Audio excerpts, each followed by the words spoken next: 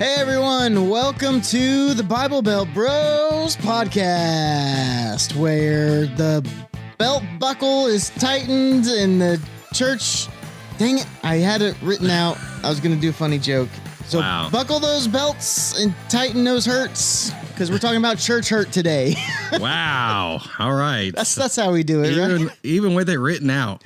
Yes. It's actually worse that it's written out for me to try to read and talk at the same time. So, that's how it is. But welcome to the Bible Bros podcast. What's up, guys? Andrew, I'm a little tired today. I just want to give you a fair warning. I've had an energy drink already this morning, and then now this is my cup of coffee. Man, nice. But I've been up since 3 a.m. because part of the things that I still do as a man-child is there's this Australian YouTube channel that plays GTA stuff, and we all record our viewpoints, and they edit it, have it on their channel. I make no money from it, but it's just really cool because some of the streamers that my son watches or people in our church watch, and they're like, oh my gosh, you were playing games with this guy, and it's kind of like a fun thing to do. But today, it was at 3 a.m. our time, and so very tired, tried to go back to sleep.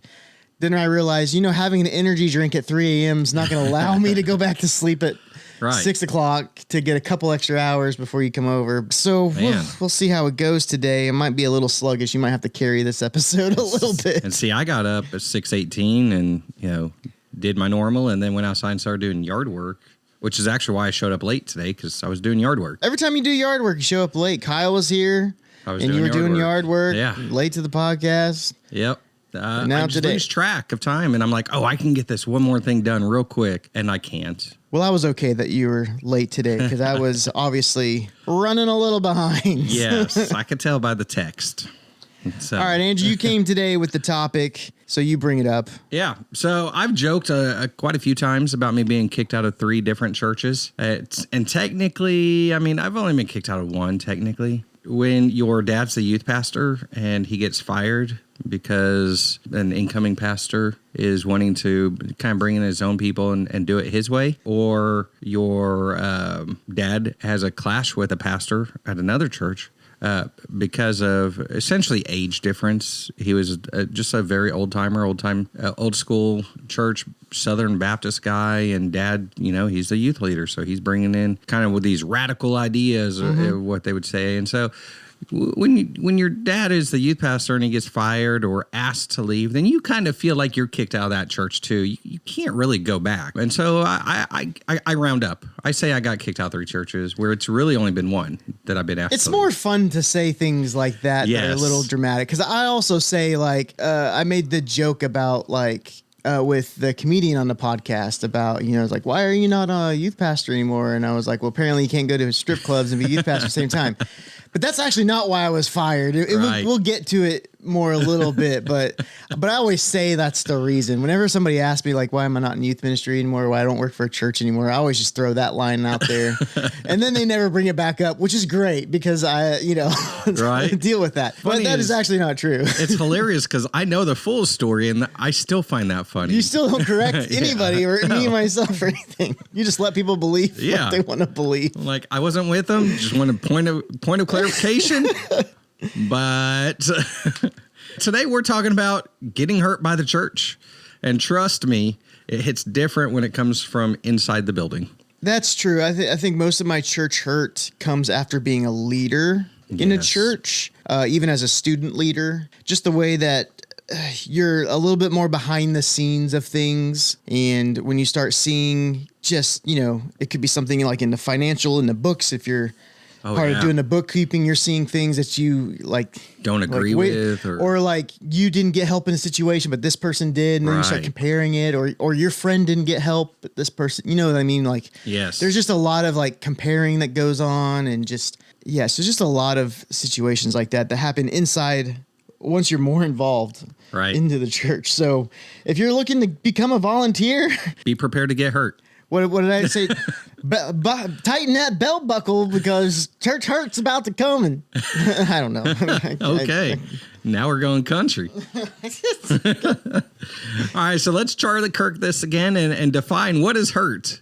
I'm going to say that it is emotional or spiritual pain that's caused by pain or people or leadership or just systems that are in place in that church. Dusty, you want to add anything to that? Yeah, I think a lot of church hurt is more on the emotional side, that we feel hurt or we feel offended, and it's usually caused by leadership or systems. Yeah, that's what. But I think it comes down to, like in Celebrate Recovery, we always talked about like most sins and addictions all come down to like four core competencies. You know, like you can like trace everything down to what is actually the trigger, you know, that kind of thing. So nice. See, bringing in CR again. Yeah. CR must be a good program because I liked it. Yeah, you should go, Andrew. You know, it's for everybody that has hurts, habits, and hangups. You know, you don't have to be addicted to cocaine or something. I don't. I was going to go get addicted just so I could go. Yeah, well, you don't actually have to. You can just go because of your hard-headedness. You know. Oh, there we go. I could definitely get in there on that one. But I will say, when you struggle with something, if you go to a CR that has people that deal with more than just, I get mad sometimes, and you have people that actually have some real addictions. Like it helps put things into perspective a little bit about yourself, you know, and those kinds of things. All right, that's a side. Nice. That's a whole side thing right there. Yeah, that's a squirrel right there. Sorry about that. Yeah, a lot of times church hurt is subtle. Like you said, it's emotional. You know, it's in your feelings. Like maybe you feel you're rejected. Maybe you're feeling judged, and the person may not intend it that way, but that's how you're perceiving it. So, and I always tell my wife, I can't help how someone perceives something I do or say. Yeah. But I also know that there are different tactics or ways I could go about doing things, but that's if I'm being intentional about it. If I'm being unintentional, it's a little harder. And so I know I've caused people hurt. When I find out, I do go apologize to them and try to correct it. You've hurt people intentionally and unintentionally. Typically, I will say majority of the time it's going to be intentionally, and I know that's not Christian-like of me at all, but that is my mechanism to get people to leave me alone. Because I'm sorry, I don't like people to, I've turned into an introvert. I don't. You could just stop at, I don't like people. I mean, I could have. You're right. Just stop there. Yeah. That's the truth. I don't need to sugarcoat it. So, I mean, church hurt's not always blatant. It's not just going to be slap you in your face. It's not always slap you in your face. I mean, sometimes it's just somebody turning a cold shoulder to you. Like you said, somebody else getting help and you're not getting help, or your friend's not getting help, and just getting a cold shoulder. I was talking to an anonymous person at our church, and he's kind of just talking about, I mean, he really wasn't expressing like church hurt, but it kind of boils down to it could lead to church hurt possibly, which was he's wanting to volunteer. He's made himself open to volunteer for things, but never gets called when the volunteer situation comes along. And we kind of talked about that a little bit on the volunteer burnout, because leaders tend to call the same people. Yes, because they've built that trust in them. They already have the group text going, all that kind of stuff. Well, there's other people that have been, might be wanting to volunteer. They don't get asked to volunteer, and so they maybe feel something about it, Yeah. And it could be an easy unintentional, wasn't thinking, I was just trying to get this out as soon as possible. But we can kind of sometimes internalize that and take that as a personal offense. Like they don't want me in their ministry team. Right. That kind of thing. Yeah. So. I mean, if I had feelings, I'd get them hurt right now, because I kind of got replaced in what was my every Sunday role, which is fine with me, actually, because now I get to go sit in the worship encounter with my wife, which is what I always want to do. And so, but yeah, I could get hurt because I've been replaced with no conversation or anything. But again, I don't have those type of feelings. So yeah, I don't verbalize any of those feelings ever. Never feel hurt at all. But at the top of my head, if I was to think of something that could be a church hurt that I could possibly be dealing with, would be maybe, I don't know, like, well, I've been replaced. That could be one of them, like just off the top of my head. Anyways, I've seen church hurt. Really, church hurt is people hurt. Really, like we blame the church, but it's you have to realize that the whole point of church is that we're all imperfect people, including the pastors, including the leaders, including those who get paid to pray, all the time, and those people that they also. Like they're people too, and they're hurt people, and hurt people and those kind of things. But at the same time, they just are sometimes selfish and they don't think of other people. They're just trying to get their job done. They're trying to get the best team, the A team going in the situation, and they don't think of the other people that are trying to get involved and those kind of things. So people hurt is really what church hurt is. And a lot of that comes from the prayer request gossip. Oh, 100%. Yes. So let's call back last week's episode of gossip. Okay. And gossip versus church hurt. Because you're right. It a lot of times it comes from that quote unquote prayer request or the concern angle. I'm really struggling with this new pastor transition. Kyle's good and all, but does he really? And then just you just start making up these things that people can also start taking as truth. Yeah. And nowadays it is so hard, much harder to separate truth from nonfiction, from reality. Yeah. What is fiction is fake, right? Fiction is fake. Okay, for truth from fiction. Yes. That's how the only way I remembered that in school was fiction's fake. Wow. Nonfiction, not fake. All right. But yeah, nonfiction is real. Wow. Okay. Nonfiction's not real. It's not fake. Do you also, when you're tying your shoe, hold up two hands and make L's to find out which one's left? It doesn't hurt to do that, Okay. But gossip is one of those things that can separate people inside of a church, can separate ministries. Obviously, have separated churches. Church splits are a lot of times because of gossip and people choosing sides in situations. Right. Instead of dealing with the core situation. So last episode, we were talking about gossip. And I even last episode, I segued into this episode because I was like, if Dusty lets me talk about this subject, and thank you, Dusty, for letting me talk about it. But yeah, gossip, it can cause hurt. I'm not going to say it always causes, because sometimes people don't find out about the gossip. But when it does come to light, it does cause hurt, and it can cause withdrawal from the community. If you're being ostracized or talked about or bashed in a church, you could be embarrassed to show up, and then you're going to withdraw from that community. And especially if it's a leader, because then when you're sitting in a church and you see somebody on stage, whether in the worship team or leading a prayer time or even the prayer team, they're not even on the stage, but they're praying with people. Like you see those people in leadership and you're like, you're not that good of a person. You just get like that anger. Yeah. Like there's people that I've seen and they're like, how are you? It causes bitterness. A little bit. Right. Yeah. Like how are you, but not me? Like what's the difference here? Like, those kind of situations. Yeah. Yeah. And then obviously like gossip leads to assumptions, and some smart pastor of mine growing up has always said assumptions are always wrong. And yes, there's another secular version of that. And what's that? That what assuming does, it makes a butt out of you and me, and so yeah. I don't think he says but. That's why I didn't understand. I was like, I don't. Still not resonating. They don't say but. You're right, but we're Christian, Dusty. Okay. Well, assumptions in churches are always wrong and they're always toxic. That's for sure. Right. So I do want to say that when I was writing out our structure, I intentionally did not put in that quote, hurt people, because I was like, it's naturally going to come up.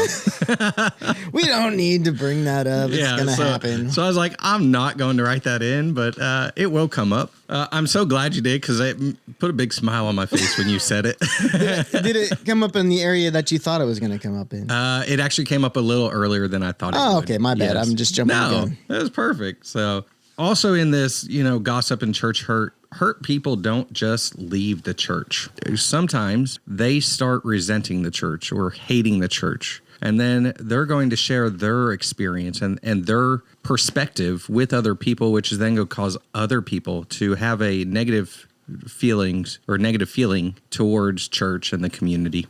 So, and it's that catch-22, right? Like, because the hurt people hurt people. Right. So, like, I've been in situations, even with our church, where I'm like, I need to find another church. And, I go visit some other churches. I've church shopped. I've been there. I know Rusty wants to come on and talk about that at some point. But I've done the church shopping. I've served at Life Church. I loved it. It just, part of my introvertness was like, I could just drive a mile. No. It's just more I could drive a mile, or I can, take an hour commute back and forth, the type of situation, or 30 minutes there, or whatever it is. But, and then, then I know everybody here. Right. The relationships really what keep you in the church long term. Right. So Dusty and I, we're not just talking at you. Dusty and I have both lived this experience or these experiences. Like I said, been kicked out of 3 churches, and I'm rounding up. But, our Dusty and my first church, Aurora First Baptist, my dad was a youth pastor there. And everything was going great. He took over after Rusty left. Youth church group was growing and doing great. And then, just some things occurred.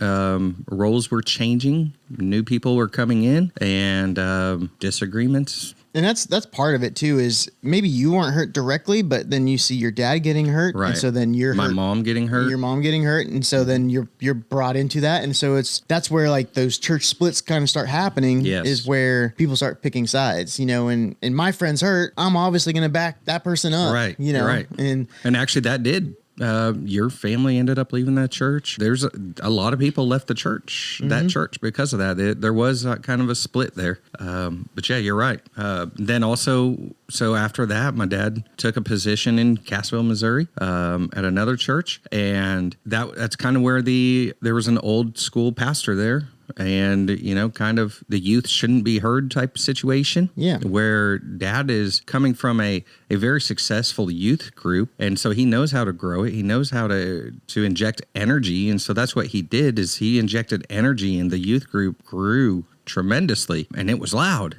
And that's kind of what caused it to grow. It was active and just different of how it should be run. And so again, my family's asked to leave. I feel like I've been a part of those situations, and it seems like a lot. Like if the youth ministry is too successful, then the pastor, like the parents of the students start talking. Right. And then that's where the pastor has to start reining it in a little bit, or I might be nicked out for the new guy, Right. It's like Aaron Rodgers and Jordan Love, like it's that all over again. You got Jordan Love sitting there going, I think this guy can throw the ball. He's definitely more mobile than this Aaron Rodgers guy. He's a little older, and we need some new life in here, and you have a youth ministry that's, when we were in Aurora, the youth ministry that was about 50% of the size of the entire church on a Sunday morning. And that youth ministry would come on Sunday mornings. Yes. Where like with our church right now, we might have 80, but on Sunday mornings, we still only about 20 of those kids are showing up. And so I think you're being generous. I might be, because I'm counting like the high school just graduated leaders as part of that. But all that to say is like there starts to be getting that, in Rusty,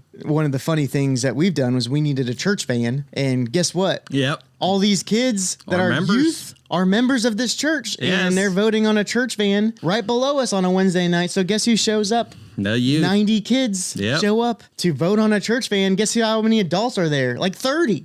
Yeah. So of course. The youth technically run that church at that point. There's a lot of insecurities, and pastors deal with a lot of insecurities. I think if you get to know them and they're honest with you, there's just a lot of, am I good enough type of situations? Am I doing it right? Those kind of things. Because ultimately they're held to account to their position as God's called them to be a pastor. They're held to account to how everything goes. And I want to inject, especially in those toxic systems like that, like say First Baptist, where you have committees for everything that can essentially overrule your pastor. And so when your pastor is afraid that his job is on the line or he's going to get overruled, toxicity breeds toxicity. And so things happen. And so that's kind of goes into that whole church hurt. Right, because that pastor actually doesn't have control in that situation. And so all it does is take a hand, like 10, 15 adults that are on a committee to say, hey, we might need to be making some changes here because we look at the budget, we look at, are we growing? All those situations start coming to play a little bit. Yep. So I have one more personal experience I want to talk about. This is actually the only one I've been kicked out of. And I'm not going to go in depth. Let's just say I sinned. And for some reason, my sin was in sin. I was in sin. And for some reason, my sin was too strong for them to forgive. And so they just asked me to leave. Well, I think it was a situation where every party involved was still in the church, and the church had to pick. No. You don't think so? No, because the one party never came. Oh, okay. I just thought maybe that they chose. The one party started to come so that I would get kicked out. Yeah, that's what I'm saying. So they had to. But they never, before, you might have seen that one party twice a year. They were the CEOs, Christmas, Easter only. Yeah. that's what happened there. Is that the one? I mean, we joked about it on Rusty's podcast episode, but he never actually said it was you. He was just like, yeah, somebody might just turn in their Bible, you know? And was that the church hurt that you physically turned in your Bible? That was the incident, yes. Because Rusty was in that meeting and didn't say a word. Yeah. Didn't try and stop anything. And, well, I didn't say. And let me say, Rusty wasn't the pastor. He was a youth pastor. So again, there's that toxic culture it's going to sound like I'm bashing the Baptist church, but it's not. But there are toxic structures systems set up in place. Well, most of our experiences come from a Baptist church structure. So that's where. And I don't want to sound like I'm bashing because Baptists have an amazing mission sending program and they have an amazing church planting program. Like they have amazing programs. But in some churches, old school, where people really want to retain power, there are toxic systems in place. I wasn't going to get into it, Dusty, but now I got to because you bring up the turning in the Bible. So, I just wanted people to know that was you. It was me. Joke. And it was, I mean, I can joke about it now, but at that time, I was seriously hurt. Contemplating suicide. I was separated. I moved to Tulsa. All I knew was this church. And like I lived with you, you're working there. So that strained our relationship. Mm-hmm. Rusty, who was my youth pastor from my first youth pastor, although he was there, I joined and became a Christian at the end of his tenure. He was still the guy that we called when I gave my life to Christ. Mm-hmm. Sitting at the Barry's, Donna and Stephen Barry's dinner table, Paul and Rusty, while he's on a mission trip, I believe in Mexico or maybe Arizona, I forget, him kind of walking me through and walking the Barry's to walk me through the Romans road and all that. All right, tell him John 3:16. How about you tell him what John 3:16 is? Just I know what it is, but you tell him. Yeah. So that was church. That right there was hurt. So when I'm talking to you guys and telling you about church hurt, I'm talking from experience because I literally turned in my Bible because I was done with Christianity. I was done with church. I was done with all of it. Yeah. There's the church hurt where you just get mad and frustrated and I'm going to leave this church and go elsewhere. And then there's like the deep church hurts that just like take a while to get over. Right. And so you're in that situation. I was going to say that church that we were talking about Baptist structure with committees and stuff, that church actually was a different church where there was really no committees. It was a pastor, what pastor says goes. He didn't need approval. So I didn't know that. Yeah. Just know that was a different situation. Structure. Yeah, there was. So you might have thought at the time 20 people all agreed, right? But it really didn't come down to the 20 people. So it might have been 20 people that was also he was getting advice from, but ultimately. So is that worse when you have a pastor unchecked? Think about our church is kind of structured like that. We have a structure of checks. I don't know if they did or how they had overseers and stuff like that, but like we have. Where our pastor is the pastor, right? That's the whole point. Like, is that he's the head, he's the lead of the church, the sheep, and all those things, and we need to follow him. But we have a structure where the deacons aren't really like over the pastor and tell him what to do, but we have the overseers, which are not church members, right? That are over and can fire that him. Can like take a grievance and they can go into it and they can come and do that decision. Right. Yeah. So, and they, since it's the same people and they're not directly involved, that they have like a little bit more of a non-biased opinion when it comes to those situations where if you think about it, church hurt and you have a bunch of people that are hurt by the pastor and they're on the committee of, should we remove this pastor or not? Well, that's kind of skewed a little bit. Right. That's in a court of law, you wouldn't do that. You wouldn't have jurors who know about the situation and know this person's idea of it and this person's idea of it. You'd have a clear mind. So, yeah. I know like my dad dealt with church hurt a little bit when it comes to him marrying a lady that was divorced and had 3 kids already. And like that was way back in the day, but it was definitely a situation where... Are you calling your dad old? Anyway, sorry. Yeah, I'm definitely not the reason I said that I'm old. It's because my dad's old. But way back in the day, but I remember like he had to deal with that situation, people gossiping behind his back. Like, obviously, then they're like making up stories of why they're together. Maybe she's pregnant again. Who knows? Like those kind of things start happening based off of a gossip and that wasn't true. Right. And so then there's like I would say like part of working at Angus, I joked about how like I got fired from Angus because of a moral failure. Right. But ultimately, that's not what happened. I went through like a whole. Instead of getting fired, I had two options, and to go through like basically a restoration process where I basically aired out my dirty laundry in front of the entire church. Yeah. I was gossiped about probably a lot during this time because everybody knew. I started most of it. No, yeah, you made them up. You made up all the rumors. I was out of the church by that time. Yeah. So going through that process, like super vulnerable, going through like different counseling things that then, were reported back to you, the pastor, like things I said in counseling. I'm supposed to be confident, like all that, like knowing that that's all happening, taking lie detector tests, like to show that I'm not lying, all those kind of things I had to do. But I went through this entire process for the purpose of, our church at the time was like a core value, was restoring people back into the Lord. Except for me. Well, you just hadn't. We just hadn't started on. I wasn't worthy about restoring. I took your spotlight. Yeah. You're welcome. And so I went through that entire process. That's a friend. And then I was ready to basically at the end of that process. And so the whole point of doing that was I was going to be restored back into the position I was at in kind of the ministry.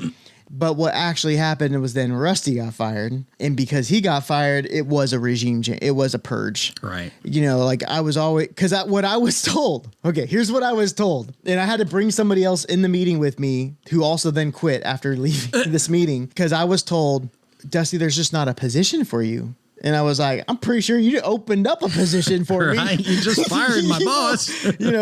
I'm pretty sure there's one wide open. And I was basically told that I could definitely continue to stay and serve, just not on a paid position. And that was like the weirdest thing for me to go through. But it really was like, you look at me, Rusty's values, Rusty's not indoctrination, but Rusty's like structure that he created for the youth, all of that kind of, and I think everybody felt like Rusty was going to go somewhere else and it was going to be this huge church split, and Rusty didn't go immediately somewhere else. And so then people who were leaving, they ended up just going to Life Church. Yeah. Or not a church. Like that's how it happened. Yep. Like some go to another church, some of them just stop going to church. And it really was more of a purge situation.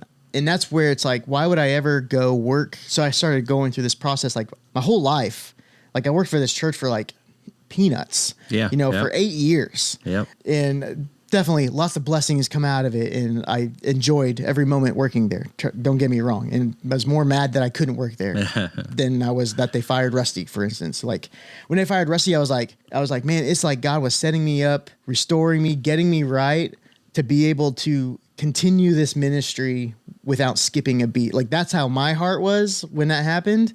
And then to that just be like, that's not even an option here. Yeah. We'd rather have no youth pastor than have you as the youth. Like that's how I felt. I mean, it is what they said, but then it's kind of what they said. Listen, you're Rusty, just with a D at the beginning of your name, right? And I would be made fun of because I walked like the dude. I'd say the same. You had the belly like the dude. I started growing a belly like the dude. You carried around Dr. Pepper like the dude, right? And so I was a mini Rusty. Yeah. And so all of that was like. Then I just I kind of got to like, do I even want to like? I started looking at other churches and I was like, I don't get like how pastors can be career pastors and not be at the same church. Like I've even got asked the other day by my neighbors if they like, what do you think about being our youth pastor? And I was like, if I don't have to go to your church, sure. I would be open to it, yeah. But I'm invested in our church, like like, I don't get, why would I leave all of this to get paid to do it? Like that's weird to me. I don't know. Like that's how well, and now, especially since you've taken a bigger role on Wednesdays, like it would be really tough for you to be a youth pastor elsewhere, because you're leaving something that's already structured and set up. Right. But I'm not paid. Right. You're not. So like if I was wanting to do it full time, and actually because right now on a volunteer basis, you can't put the time in to do those things that I'm just trying to make sure it's covered. Right. And so that's where it's like, I don't know how you could work somewhere and get fired for no reason in a sense. Like even Rusty's firing, like didn't quite agree with it because really it was the protecting my regime situation. 100%. And it came down, and like the reason a lot of people have dealt with it was because it was just announced one day. Like, like that's how it happened. And so those kind of things like just trigger you. And so like, why would I go work somewhere else where then if Billy Bob doesn't like me because I did something, like played music too loud or I play certain songs for the kids. What if I took them to a secular concert, to like more be something they can bring friends to and like have this relationship with? Well, then they don't like that I took kids to a secular concert, so they're going to fire me for that? Yeah. But like it's such a weird like being a pastor is the weirdest concept because you're following what God's telling you to do. You're following what the Holy Spirit's calling you to do. God can call you to a church and a church say no. Like that's the weirdest thing to me. Like the God can call you to have conversations with pastors about future and the pastor says no. And then you're like, wait a minute. Like God, you told me to say this. You're like, I thought if I said it and I follow you that then what happens afterwards would be in your blessing and your glory. Right. Instead, you throw me back in a valley. Like, what the heck? And at that time, that's what you're seeing it as, is a valley. Mm-hmm. But it is a blessing. And because, ultimately, sometimes I think, like, okay, we're getting off topic of church hurt. Right. But sometimes I think, like I've made the statement of, because people are like, there's still time for you to get back in ministry. And there is, like, what was Moses was 40 years old before your biological clock has not expired, Dusty. yeah. But it's more of like, there's some times where I think I said this in house church last week, that there's sometimes where you don't do what God tells you to do. Mm-hmm. You don't speak up when you're supposed to speak up. You don't talk to this person that you're supposed to tell about Christ. And what happens is you might go now years before that makeup opportunity comes around. And so like how Moses and the Israelites had to walk around the desert for another 40 years because they didn't listen the first time. Hopefully it's not 40 years for you. Hopefully it's 40 days, but it could be 4 years. It could be 10 years. It can be some multiples of 40. I don't know how God brain works, but those things can happen where, you didn't listen to me, so let's go back through the valley. And when you come back, you're going to have the same opportunity, and we'll see if you change. If you don't change, you go back into the valley. Yep. And so those are the kind of situations that I just don't understand when people do the right thing.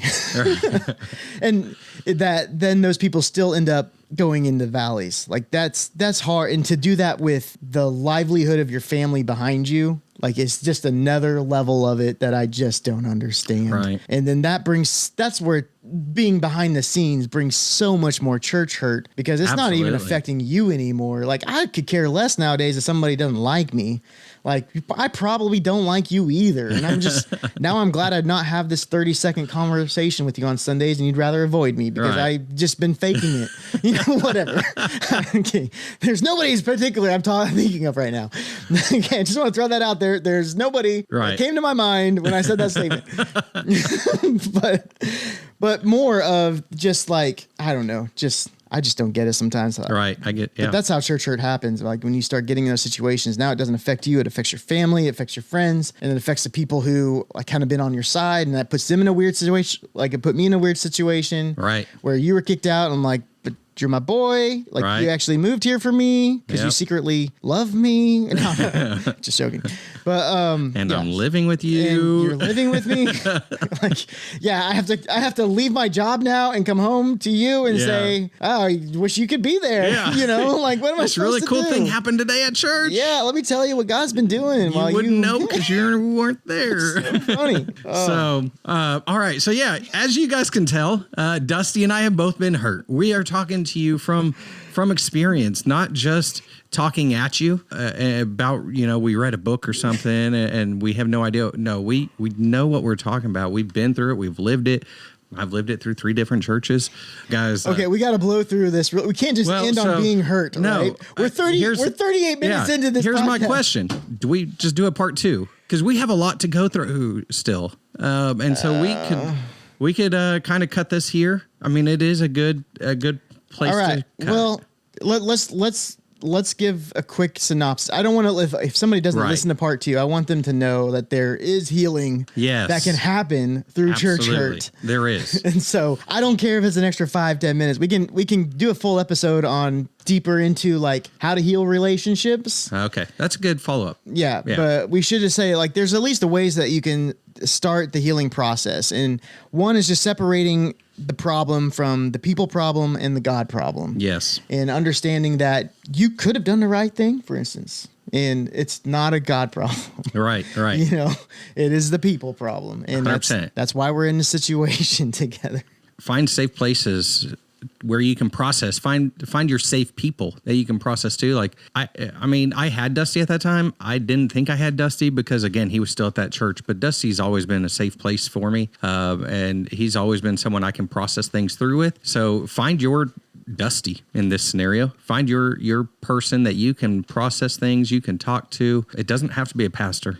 No. For me, it was a Celebrate Recovery group. It was a group of people because part of Celebrate Recovery is, you know, you're sitting around a group of people. Everybody explains their situation that they're going on. Nobody's there to solve them for you. Yeah. Nobody's there to give you their 2 cents. You know, you're just, sometimes it's being in those situations and saying your emotions out loud. Because a lot of times we, especially as guys, we internalize things. Yes. I have so many conversations and fights with people that are only in my head, and I win every single one of them. Yeah. But they're only in my head. They're all internalized. But once I start saying things out loud, I can see how like maybe silly I feel about a situation, maybe how I'm blowing something out of proportion. Right. I don't have to have somebody tell me that. I can hear it for myself from my own mouth. So one thing I do, I just remind myself that I am there for God. I'm not there for people. I'm not there for, the relationships necessarily. I am there to worship the one who gives me life and gives me purpose. And that's God.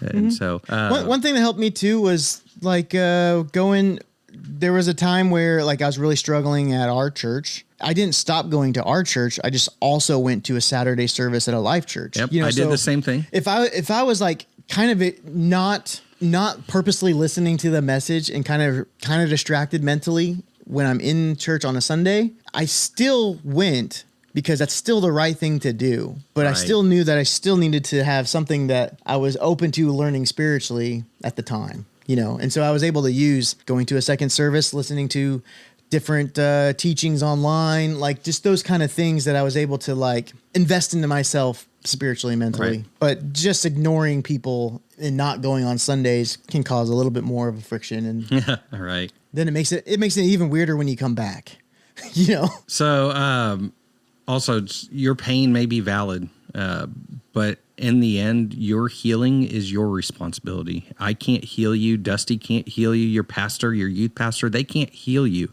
The only person who can heal you is you. And so that's kind of one that it's hard. That's kind of a harsh statement in my opinion, but it's true.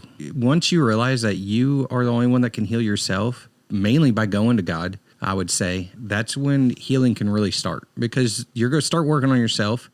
You're going to, in that healing, boundaries will naturally be set. And so just remember, it is your responsibility. It's a little harsh to say, but it is. And also, the one passage, the one scripture I'm going to quote, Hebrews 10:25, don't give up meeting together. Because that's, when people get hurt, they leave the church. And that is the worst thing you can do because you're losing accountability. You're losing that little bit of teaching that you're getting. I mean, there are some bad apples, but not the whole church is a bad apple. So just find different people in your church. And another verse, Galatians 6:1, just talks about how it's important to restore people gently. Like a lot of times we can easily become that like coach dad where we're just yelling. Right. Like, pick it up, do the right thing right now, you know, and we know to do the right thing. Sometimes you got to take a different approach. And that's why I was saying like taking a step back sometimes, getting that clarity, you know, that's how I deal with a lot of my situations. I'm not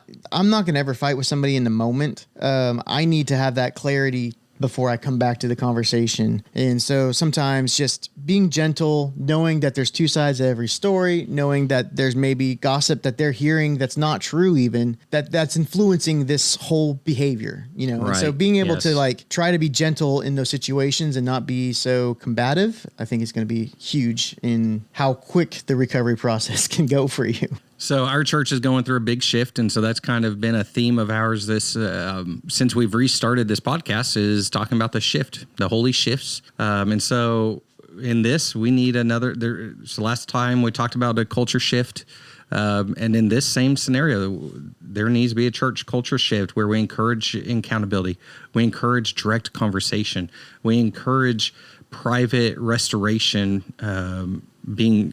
trumping public humiliation. And so if somebody is hurting you, I say I was going to only bring up one scripture. In the Bible, it says, if you have a problem with your brother, go to your brother and talk to them.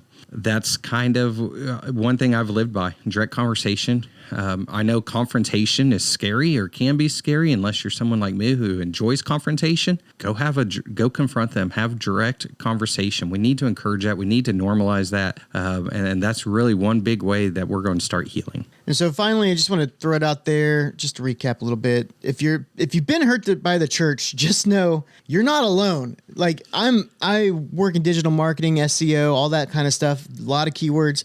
Just the amount of queries every day that I see that hit our website that are just for church hurt, like it's a major issue even now, and so you might think that you're the only person going through the situation or that there's nobody like you or anything like that you're all alone, but just know that you're not alone. We've all kind of been there, and that's why it's important to start the conversations. So there's hope beyond the hurt. There's Dusty Hope. He's beyond the hurt. So if you're hurt, just reach out to Dusty. He may be an introvert, but he will reach back out to you.